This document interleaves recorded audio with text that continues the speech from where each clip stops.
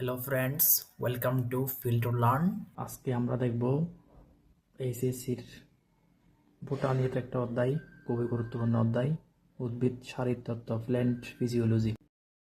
Plant physiology বলতে আমরা যা বুঝি যে বায়োলজির উপর যে ফিজিক্সের যেই থিওরিগুলো আছে, সূত্রগুলো আছে, এগুলোর প্রয়োগ।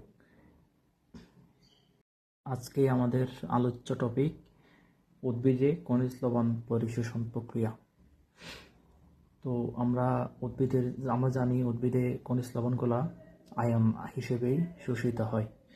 তো যেসব খনিজ লবণ উদ্ভিদ আয়ন হিসেবে শোষিত হয় সেসব মৌলকে আমরা দুই ভাগে ভাগ করতে পারি।